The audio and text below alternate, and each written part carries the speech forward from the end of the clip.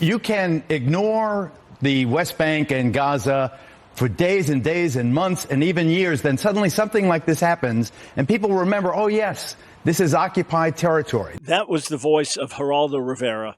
And he's talking about the recent Palestinian protests in Gaza, Hamas organized protests in Gaza that have now resulted in, I believe, more than 24 Palestinians killed by Israeli forces and scores of others wounded. This is Geraldo Rivera's assessment of what is happening in Gaza.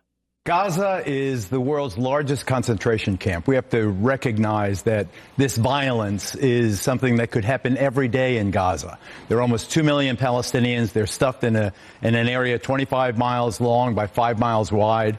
The Israelis control the water, the electricity, jobs. Yeah. All right. I hate the fact that these Palestinians are suffering. I hate that. And I'm not saying that everything that Israel does in this regard is right.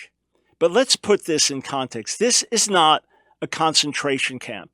People are not being worked to death or shipped over to gas chambers where they are then killed. This is not what is happening there. That's number one. Number two, it was much better and easier on the Palestinians when there was Israeli rule over them.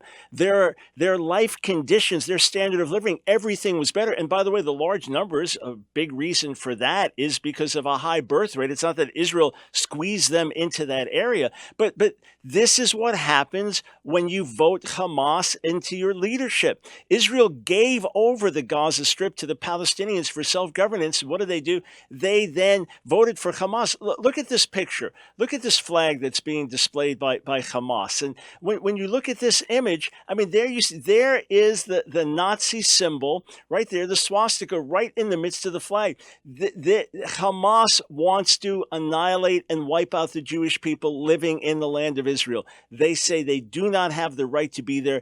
And if the money that was given to them, all the international money that goes pouring in there, if it was used to help the people, if it was used to build better homes and apartments and to develop the infrastructure and jobs and improve the schools and improve the hospitals, Gaza and the people living there would be doing much, much better. Instead, money is used to build terror tunnels for concrete, to build terror tunnels under Israel with the goal of kidnapping and killing Israelis. It's used to build bombs. The problem there is Hamas. Geraldo Rivera, yes, I share pain with you in saying it's terrible to see how the Palestinians are living there, but let's put the blame where it belongs, at the foot of Hamas. That is the problem.